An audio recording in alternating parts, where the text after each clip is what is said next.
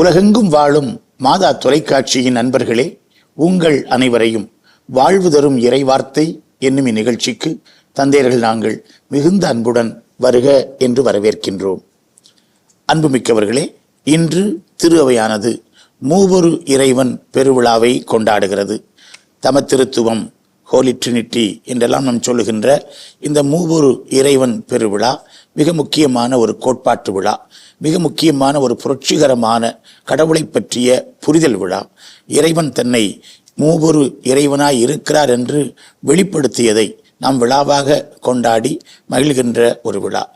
இன்றைய நற்செய்தியாக மத்தேயு நற்செய்தி 28ஆம் அதிகாரம் கடைசி 5 வசனங்களை நாம் படிக்க இருக்கிறோம். அந்த 5 வசனங்கள் ஆண்டவர் இயேசு விண்ணகம் சென்ற பிறகு தந்தையின் வலப்புறத்தில் அமருகிற அந்த வேளையிலே அவர் மண்ணகத்தில் தன் சீடர்களுக்கு விட்டு சென்ற வார்த்தைகள். இந்த வார்த்தைகளிலே இயேசுவினுடைய அதிகாரத்தை பார்க்கிறோம், இயேசுவினுடைய கட்டளையை பார்க்கிறோம், இயேசுவினுடைய வாக்குறுதியை பார்க்கிறோம். அப்படிப்பட்ட இந்த மூவொரு கடவுள் பற்றிய உண்மைகளை நாம் இப்பொழுது கலந்துரையாடி பயன்பெறுவோம். என்னுடைய கடவுள், நம்முடைய கடவுள் ஒரு வெளிப்பாட்டின் கடவுள். அவர் வெளிப்படுத்தியதால் தான் நாம் அவர் யாராக இருக்கிறார் என்று நாம் புரிந்து கொள்கிறோம். அவர் வெளிப்பாட்டின் கடவுள். இரண்டாவதாக, அந்த கடவுள் எப்படி தன்னை வெளிப்படுத்துகிறார் என்றால் அவர் செயல்பாட்டின் கடவுளாக நான் பார்க்கிறேன். அவர் செயல்படுவதில் தான் அவர் வெளிப்படுகின்றார். அவர் எப்படி செயல்படுகிறார் என்றால், ஏதோ விண்ணகத்திலே வானகத்திலே எப்பாவது ஒரு முறை என்று அல்ல, நம்முடைய வரலாற்று நடப்புகளிலே, வரலாற்றில் செயல்படுகின்ற கடவுளாக பார்க்கின்றோம். கடவுள் எனக்கு யார்?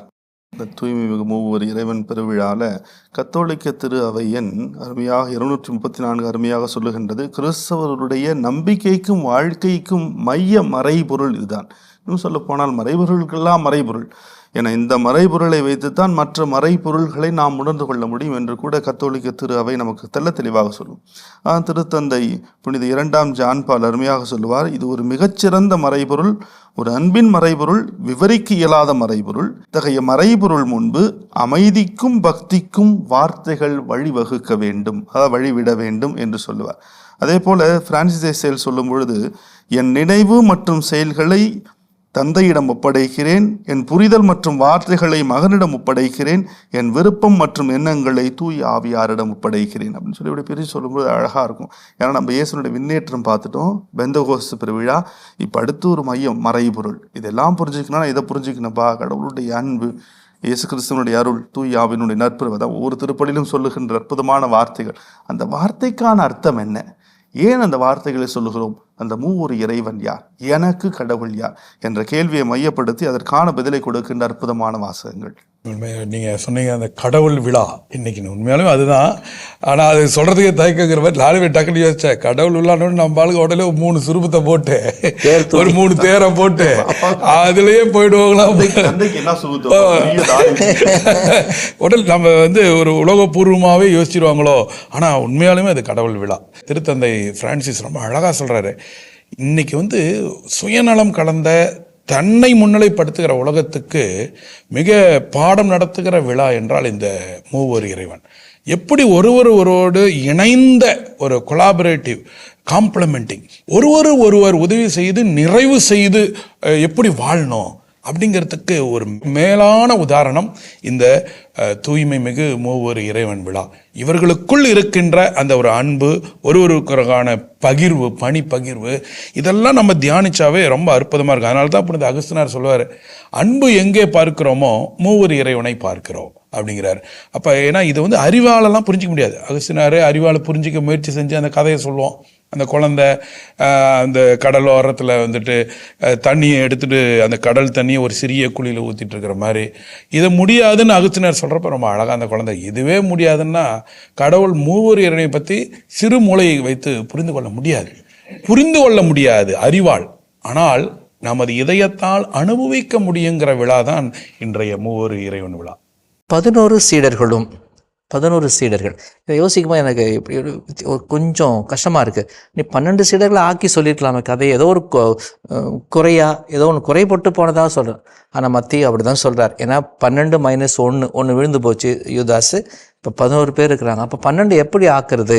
அதை முடிக்கும் போது சொல்லுவார், நீங்கள் போய் சீடர்கள் ஆக்கி அந்த 12 நிறைவாக்குங்கள். இந்த சீடர்கள் என்பது அவருக்கு ரொம்ப முக்கியமான ஒரு காரியமாக 74 முறை சீடர்கள் என்ற வார்த்தையை மத்தேயு மட்டும் பயன்படுத்துவார். கணக்கு சொன்னால் மார்க் 48 முறை, லூக்கா 40 முறை சொல்றாருன்னா இவர் 74 முறை சொல்றாருன்னா அந்த சீடர்கள் ரொம்ப முக்கியம். அப்போ நாம் 12வது சீடர்களை உருவாக்க வேண்டும். 11 இம்பர்ஃபெக்ட் நம்பர், அது முழுமை அடையாத எண். அதனால் ஒரு சில அறிஞர் என்ன சொல்லுவாங்கன்னா, Jesus takes the imperfect number and gives a perfect vocation. அதாவது முழுமையடையாத எண்ணிக்கையை கொண்டு முழுமையான அழைத்தலை அவர்களுக்கு கொடுக்கிறார். ஆனால் இன்னொன்று இந்த கலிலேயா, ஏன்னா ஏற்கனவே தெரியும் உயிர் தெழுந்த பிறகு கலிலேயாவுக்கு போங்கன்னொன்னு அதனுடைய நிறைவு புதிய மோசேவாக காட்டப்படுகின்றார். ஆனால் அங்கே நடக்கின்றதுன்னா, சிலர் அவரை பார்த்தோன்னே பணிந்தார்கள், சிலர் ஐயமுற்றார்கள்.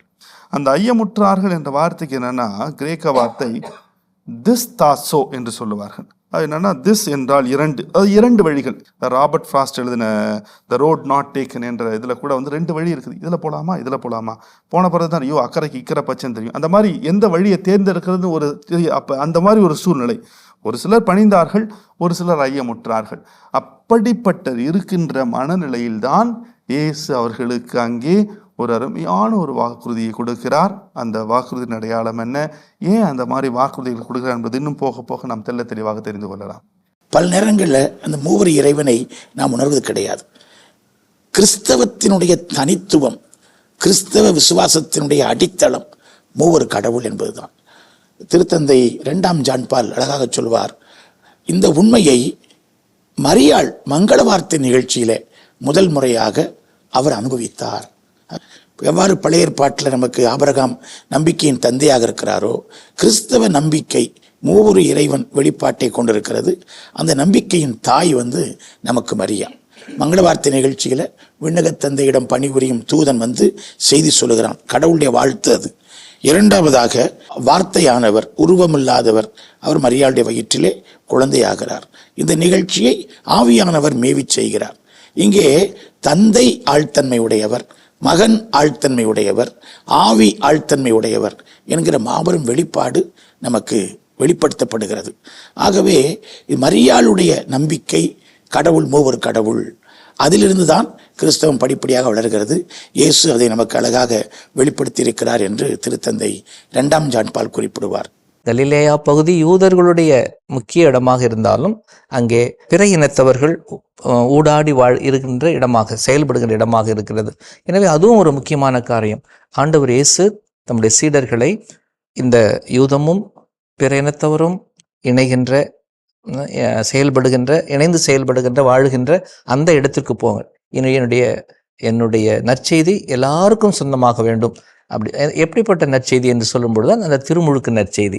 எப்படிப்பட்ட திருமுழுக்கு என்பது சொல்லும் பொழுதுதான் மூவொரு இறைவனின் பெயரால் நடக்கின்ற திருமுழுக்கு அருள் அடையாளம் என்பதை இயேசு படிப்படியாக நகர்த்தி செல்வதை நாம் பார்க்க முடிகின்றது. அருமையானவர்கள், முதல்ல சொல்றது விண்ணுக்கும் மண்ணுக்கும் ஆன எனக்கு அது விண்ணுலகிலும் மண்ணுலகிலும் அனைத்து அதிகாரம் எனக்கு கொடுக்கப்பட்டிருக்கிறது. ஏன்னா மத்தேயு நற்செய்தியிலே நமக்கு இந்த கருத்தை அப்படியே பார்க்கலாம். முதல்ல தொடக்கத்தில் அந்த தலைமுறை அட்டவணையை கொடுக்கும் பொழுதும் சரி, அதில் தன் ஞானிகள் வருகின்ற பொழுதும் சரி, அப்புறம் இயேசு கிறிஸ்து அரசர் போல வருகின்றது, எருசலேமுக்குள் ஆர்ப்பரிப்போடு நுழைகின்ற நிகழ்வாகட்டும், அல்லது அவருடைய பாடுகளில் கூட யூதரின் அரசரே என்று படை வீரர்கள் பழிக்கும் பொழுதும், அதே நேரத்தில் INRI இயேசு கிறிஸ்து யூதர்களின் அரசன் அந்த பெயர் பலகை ஆகட்டும், அதனால் கடைசியில் மக்கள் கூட அவர்களை பார்த்து இவர் யூதர்களின் அரசன், இஸ்ராயலின் அரசன் என்று சொல்லுகின்ற பொழுதும் சரி, அதிகாரம் ஒன்று. இன்னொன்று அவர் சொல்லுகின்ற காரியம் ஒன்று, எல்லா மக்களையும் சீடராக்குங்கள், திருமுழுக்கு கொடுங்கள், தந்தை மகன் தூய் ஆவியாரின் பெயரால் திருமுழுக்கு கொடுங்கள்.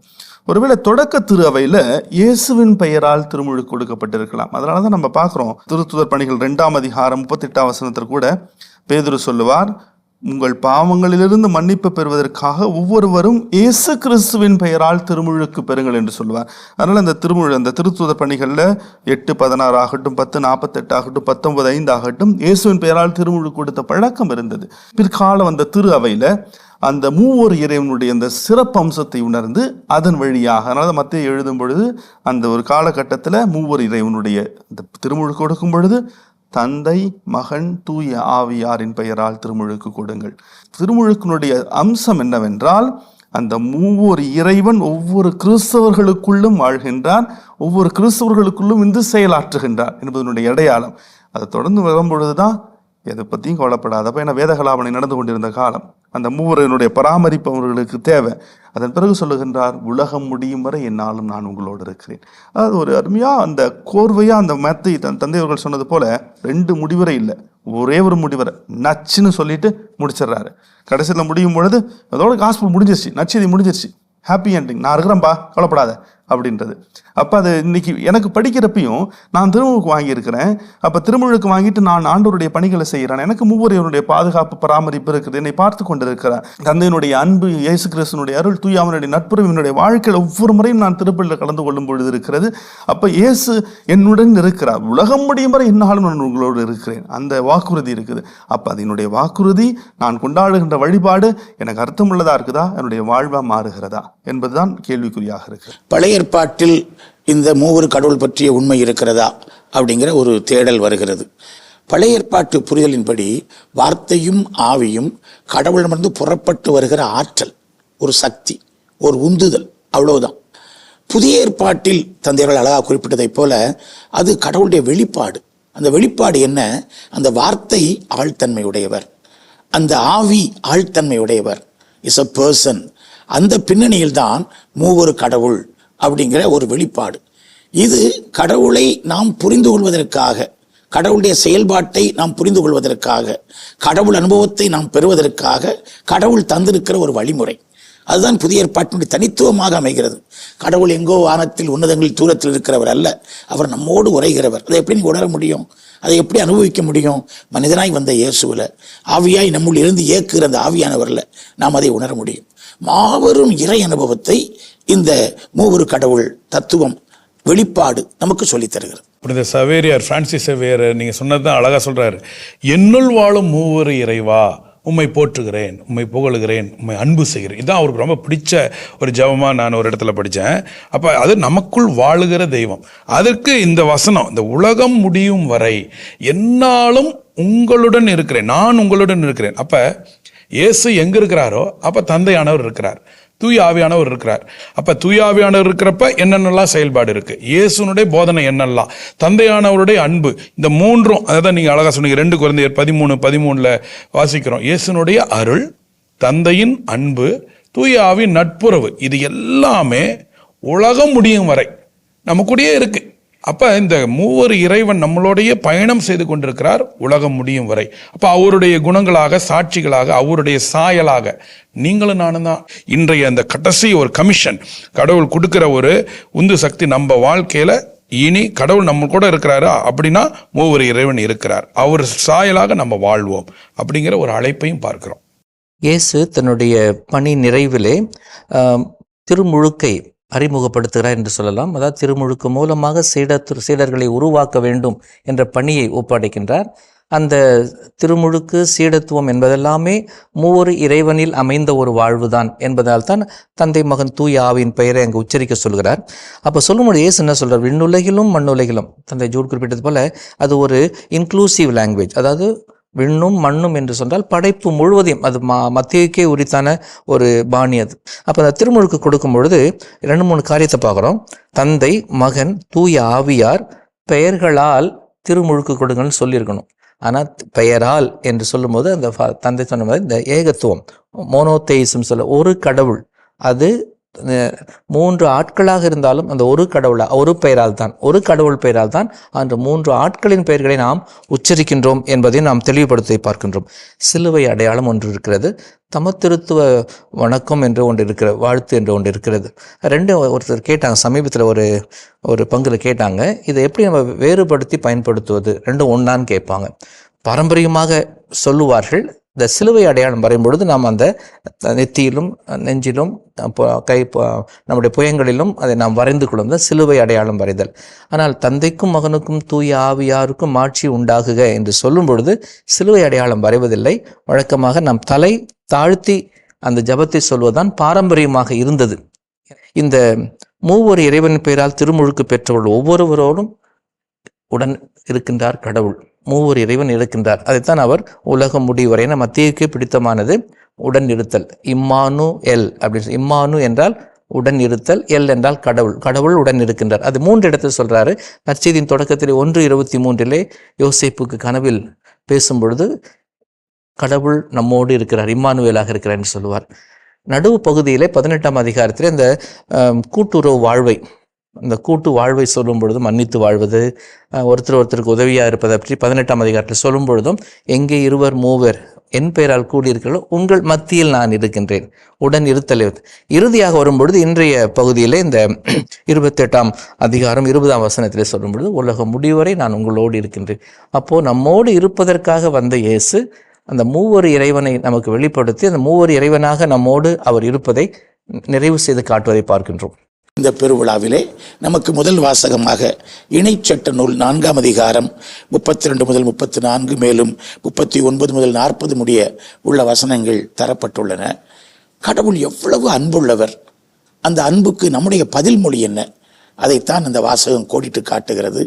ஒவ்வொரு இறைவனுடைய பண்பு நலன்களை நாம் தூய்மை மிகு ஒவ்வொரு இறைவன், தூய்மை அப்படிங்கிறத மையப்படுத்தி கொண்டாடினாலும் அவருடைய அன்பு நமக்கு வழங்கப்படுகிறது.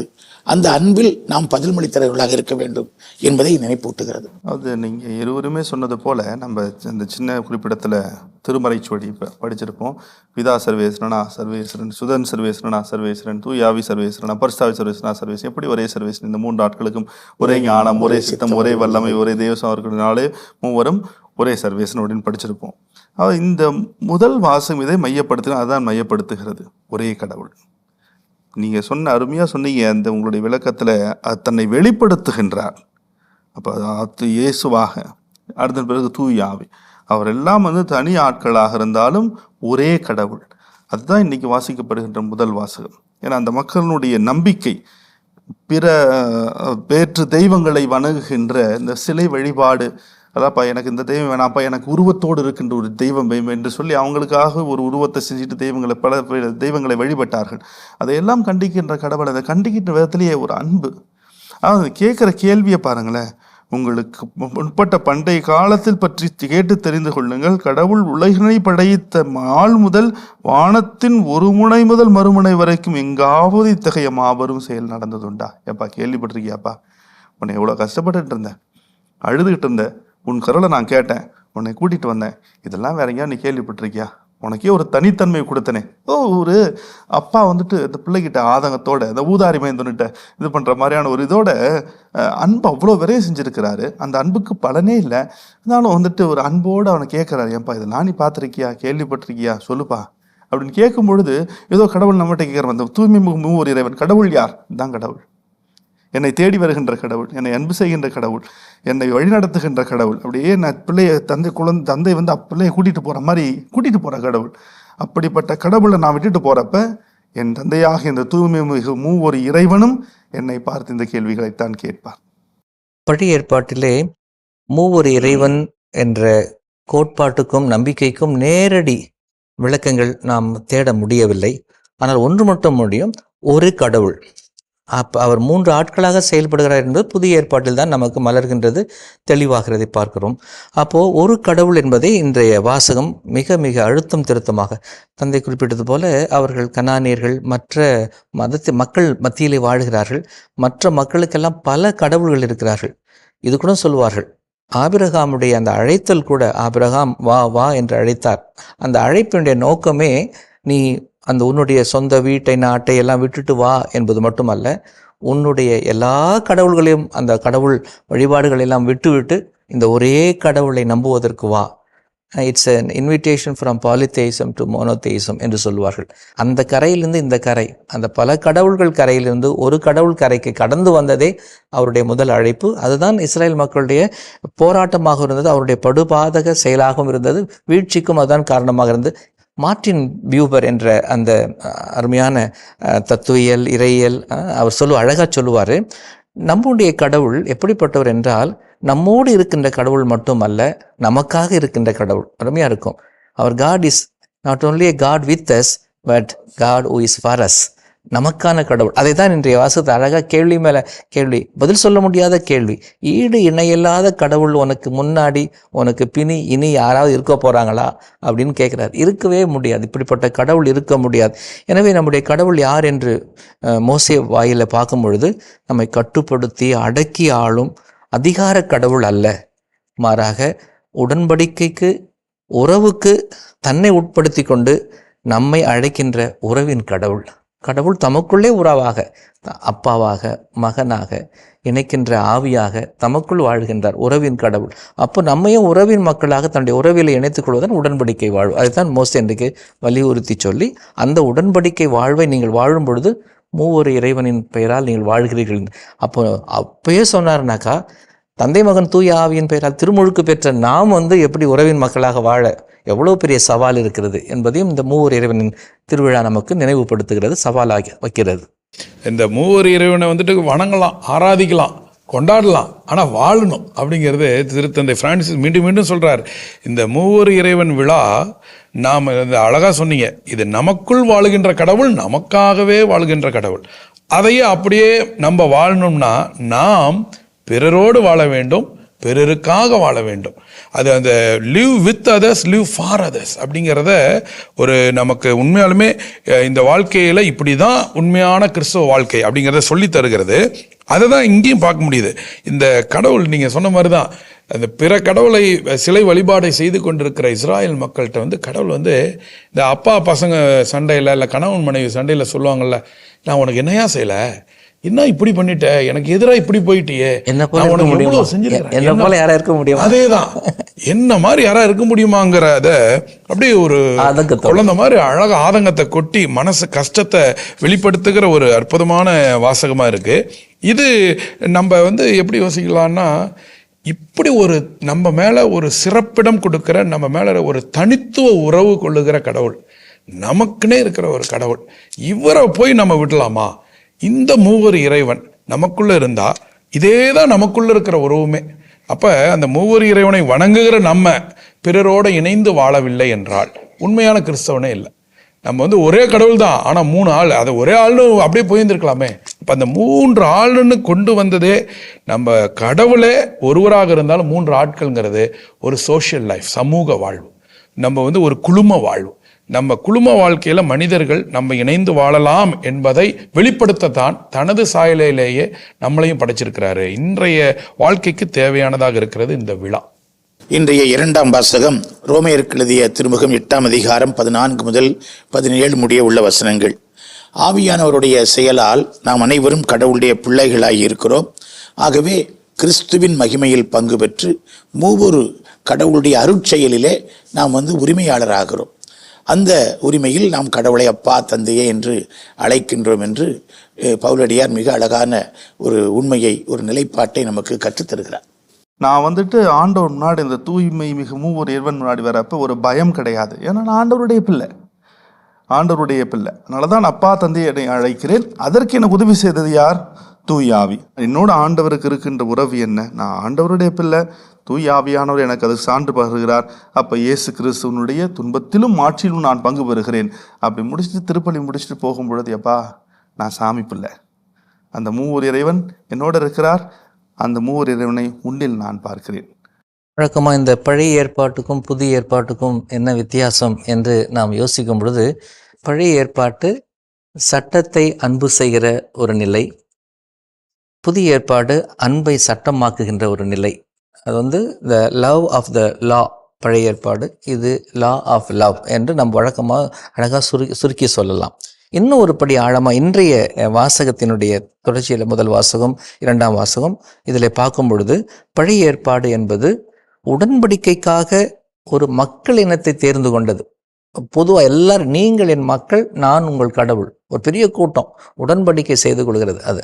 ஆனால் புதிய ஏற்பாட்டில் என்னவென்றால், நீ என்னுடைய மகன், நீ என்னுடைய மகள் என்ற அந்த தனிப்பட்ட உறவை நெருக்கி வருகின்ற, நமக்கு அருகாமையில் கொண்டு வருகிற உறவை கொண்டு வருவதுதான் புதிய ஏற்பாடாக பார்க்கின்றோம். இயேசு கிறிஸ்துவிலே நாம் கடவுளுடைய மகனை பார்க்கின்றோம்.